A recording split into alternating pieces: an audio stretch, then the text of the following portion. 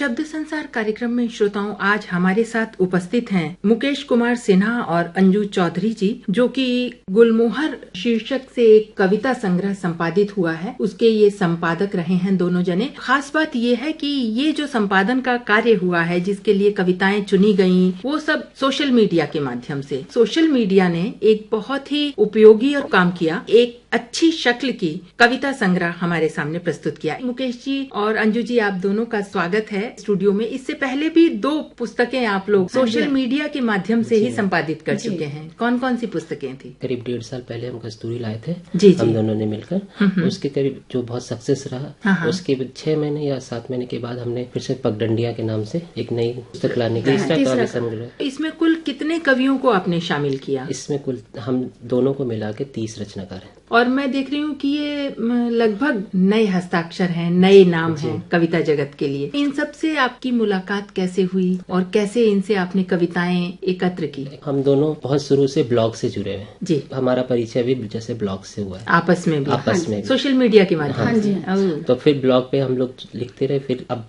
जाके फेसबुक का दिन आ गया। फेसबुक पे और नए लोग, नए हस्ताक्षर, नई नई गृहिणियां, सामान्य कार्यालयों में कार्य करने वाले लोग अपनी 4 पंक्तियां 10 पंक्तियां लिख के साथ में शेयर करते हैं। इससे धीरे धीरे हमने एक ग्रुप बनाया और उसमें से फिर जिनको लगा हमें कि जिनकी कविताएं में हमारी बुक में रहनी चाहिए, उनको हमने चुना और शामिल किया। और इसमें जो महिलाएं हैं वो ज्यादातर गृहिणियां हैं। अच्छा, जो घर से ही बैठ के कविता लिखती हैं और पोस्ट कर देती हैं। अच्छा। तो अंजू जी, कविताओं के चयन के समय आपने क्या कोई खास ध्यान रखा था कि कोई खास मिजाज की कविताएं हों, खास शैली में लिखी कविताएं? विविधता चाहिए थी कि अलग अलग तरह का रूप पेश किया जाए। जी। अगर प्रेम कविता है तो उसके साथ संवेदनाएं भी हो, वेदना भी हो, उसमें पीड़ा भी उभर के आए। अगर गजल है तो उसमें भी यही सब हमें ध्यान में रखना था। उसी के हिसाब से हम लोगों ने इसको चयन किया था। तो जब आपने ये सब चयन कर लिया, उसके बाद की जो प्रक्रिया थी, जिसमें आपको प्रूफ रीडिंग भी करनी थी, कौन सी कविता चुननी है, उसके साथ में बायोडेटा वगैरह लगाना, वो भी सब क्या सोशल मीडिया के माध्यम से ही हुआ? हाँ जी, सबको सोशल मीडिया। मतलब आप लोगों ने पूरा संवाद सोशल मीडिया के माध्यम से किया? हाँ जी, नेट पे बैठे सारा कुछ मेल करना, फिर उसको चुनना, फिर उनका छान के अलग से फोल्डर बनाना, फिर उसको प्रिंट आउट निकालने, सब तो वहीं पे बैठ। जो पुस्तक आई है, इसके लिए आपको कितना समय देना पड़ा दोनों जनों को? ये लगभग 4 महीने पूरे लग गए हमारे। इसके लिए जब आपने प्रकाशक से बात की तो क्या प्रकाशक उत्साहित थे कि हाँ, इस तरीके की एक पुस्तक जो नए कवियों की है उनकी छापी जाए? और वो क्या?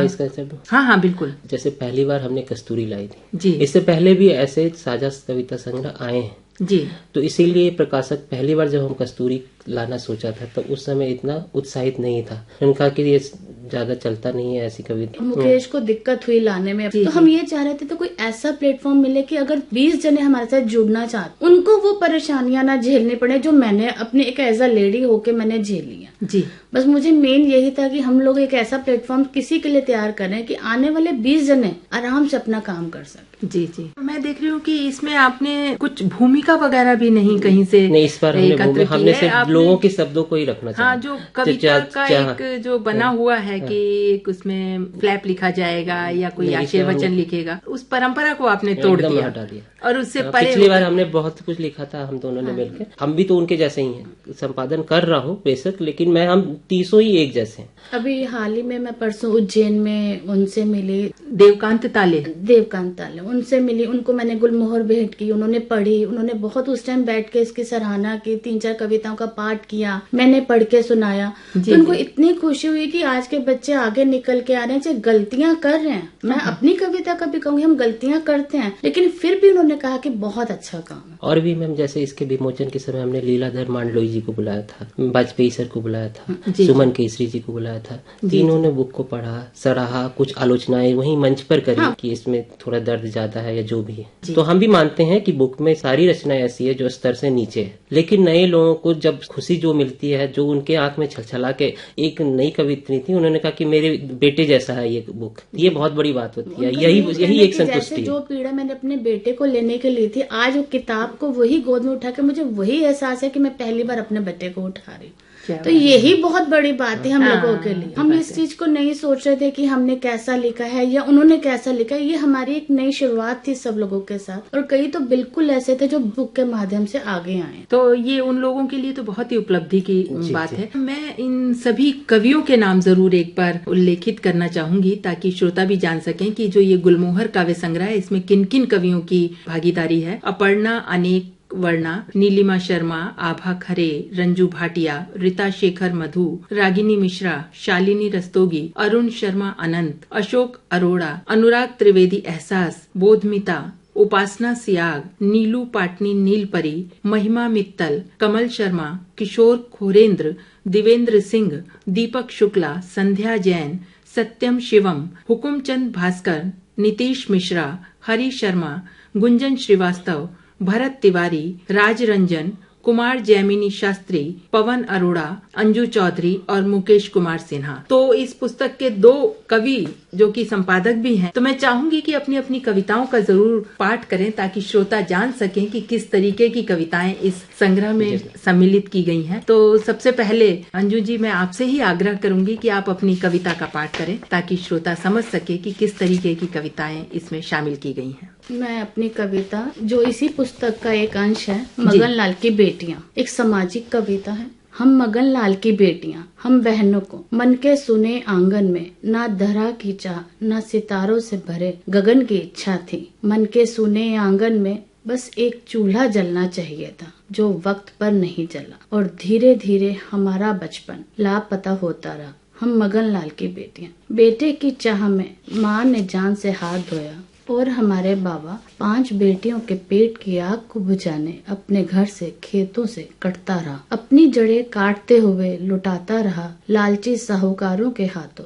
साहूकार के लालच का सूर्योदय हम सबके जीवन का सूर्यास्त बन हम सबको लील गया। हम मगन लाल की बेटियां। बहुत सुंदर। सब हैं बेरहम, साहूकार हो या सरकार, ये आने वाली या तब और अब भी किसानों के बस हैं फटे हाथ। हत्या और आत्महत्या से है सबका बुरा हाल। ग्रामीण विकास के नाम पर महंगे चूल्हे, हो गई रोटी महंगी, गरीबी बन गई मजाक। गांव की हर दीवार, हर खिड़की, वो आंगन कच्चा सा अब चहकता नहीं है। साक्षात मौन के पीछे लिखी है मौत और आत्महत्या की अजीब सी दास्तान। हम मगन लाल की बेटियां। हमारे सपनों की नौजवान लड़की अब कभी नौयौवना नहीं बनेगी। नित्य भूखों की बस्ती में क्यों हर रिश्ता रिश्ता रिश्ता है।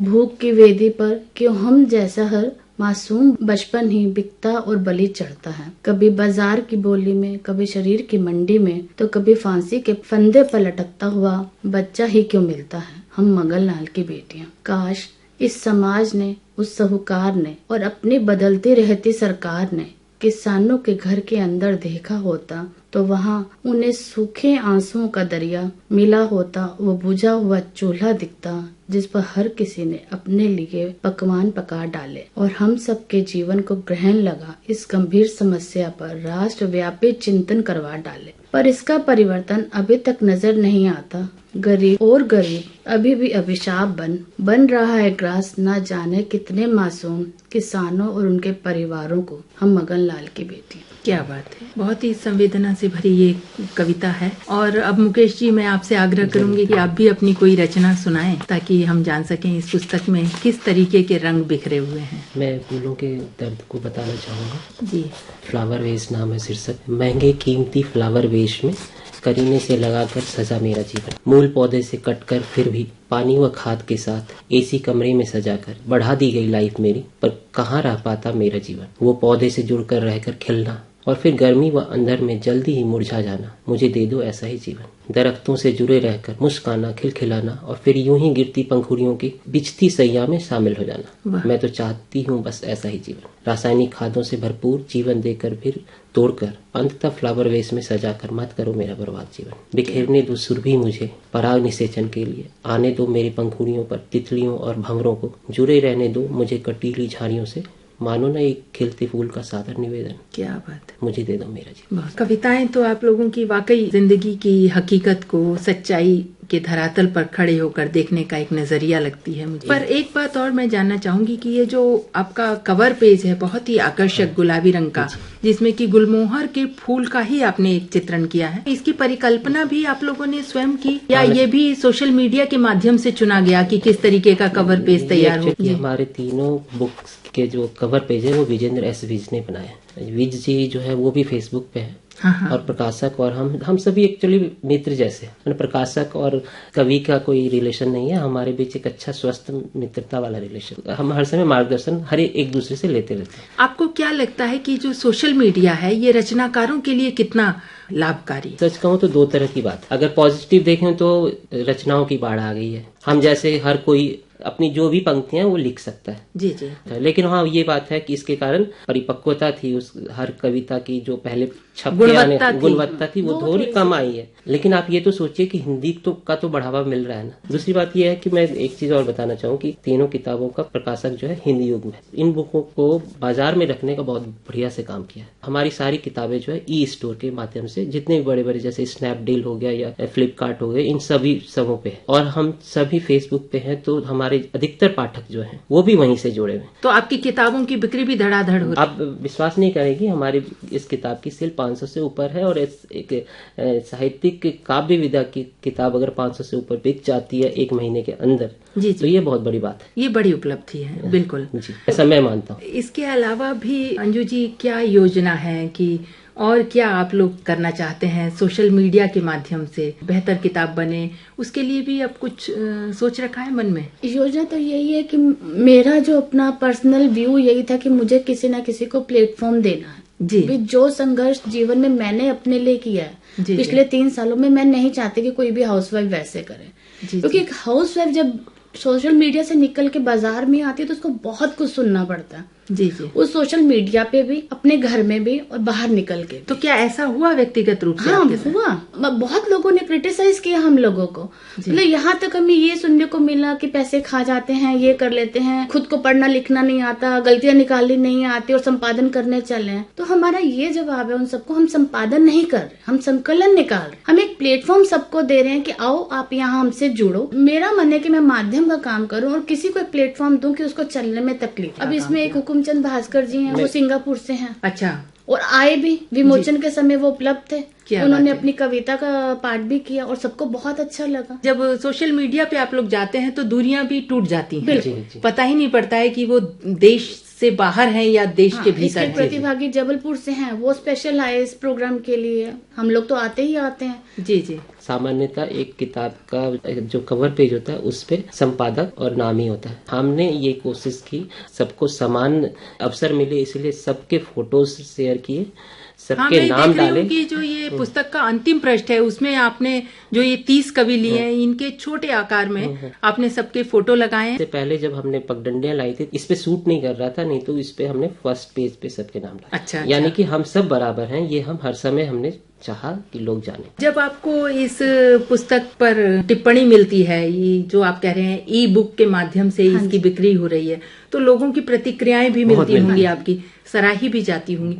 कैसा अनुभव लगता है? बहुत अच्छा लगता है। मेन तो वही है ना मैम, हम अपने बच्चे की तरह इसको, कुछ काम मेरे बटे हुए हैं, कुछ मुकेश जी के बटे हुए हैं, हम दोनों मिलके एक टीम की तरह जब काम करते हैं जी जी, तो उसका एक अलग, मतलब वो शब्दों में हम बयान नहीं कर सकते कि हम लोग को कैसा महसूस होता है जब कोई इसको उठा के तारीफ करता है। अच्छा गुलमोहर, हाँ मैंने नेट पे देखा था, जी जी, बहुत पसंद है। और ये हमारे लिए एक अनुभव ये भी है कि जब फर्स्ट टाइम किसी का फोन आया कि दीदी आपने मेरी कविता छापी और मेरे हाथ में आपकी वो पुस्तक और मैं इसको लेके नाच रही हूँ, तो उसके साथ साथ मुझे लग रहा था शायद मैं भी नाच रही हूँ। तो ये साझा उपलब्धियों का जो सफर है वो बहुत मन को तसल्ली भी देता है। ये तो सबसे बड़ी बात है ना कि जिस दिन हमने बुक निकाला उसी समय हम 30 लोग एक दूसरे से जुड़े हुए थे और 30 पाठक, बहुत अच्छा बेहतरीन पाठक मेरे साथ जुड़ा हुआ था। एक ही मनस्थिति के, एक ही रुचि के, एक ही तरीके के मिजाज के लोग जी अगर जुड़ जाएं और कुछ रचनात्मक काम करें तो ये अपने आप में समाज के लिए एक बेहतर संदेश। पहले 2 पुस्तक निकाली है, उसमें भी अलहदा कवियों को लिया।